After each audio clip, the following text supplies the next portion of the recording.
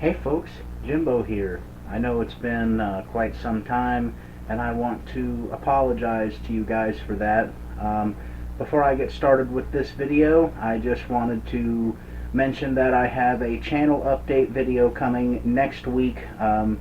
Very important, especially if you're newly subscribed to the channel. I highly urge you to check it out. If you're new to the channel, which leads to the second part, welcome and thank you for subscribing. There's almost 450 of you, and it's really much appreciated that you guys are subscribing and liking my content. Thanks a bunch.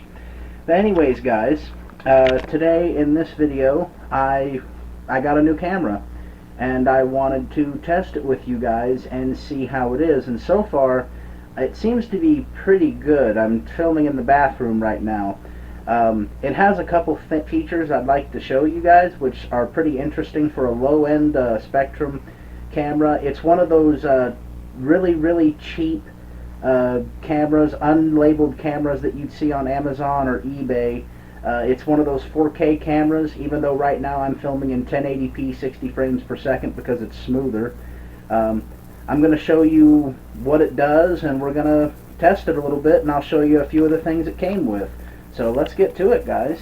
Alright, so show you a little bit of the film or video quality. It doesn't have an optical zoom, but it does have a digital zoom. Pardon me for that beep. Unfortunately, I can't turn that off.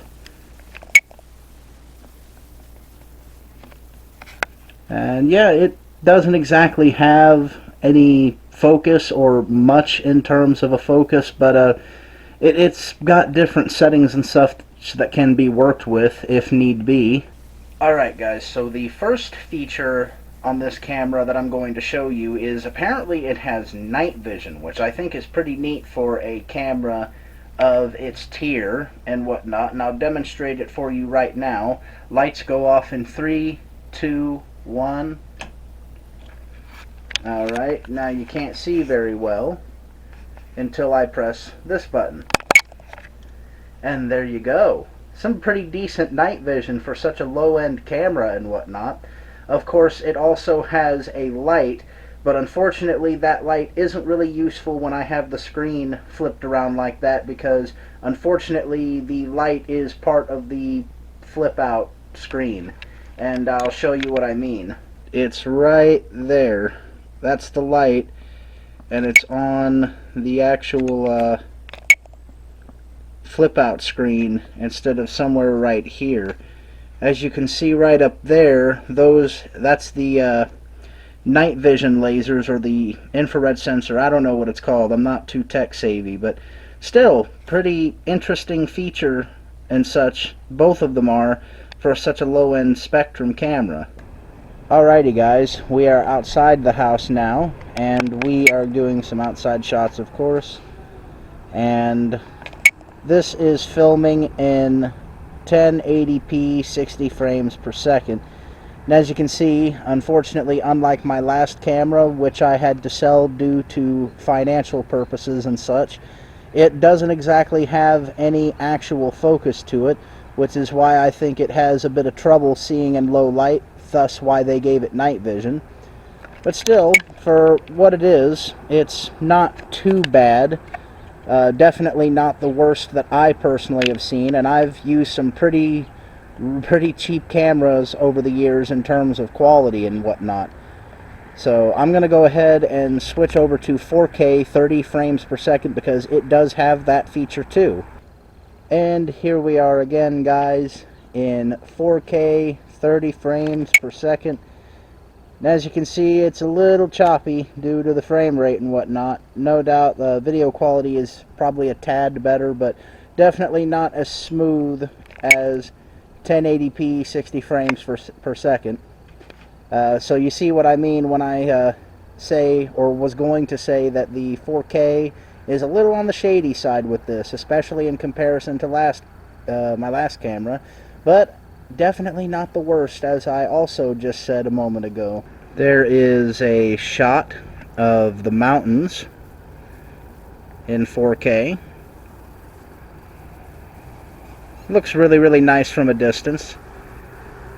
kind of sad that it doesn't have optical zoom, but the digital zoom, I guess, is better than nothing. It's just the fact that it doesn't have any actual focus or autofocus to it. It seems to heavily rely on the white balance or something like that. But the settings on this can be worked with from what I've seen so far. Now the last thing we're going to do outside before heading back inside and finishing off the video by showing you what all this camera came with, because I did buy it from a pawn shop. We're going to do a quick little warm start on this 62cc Huyosin.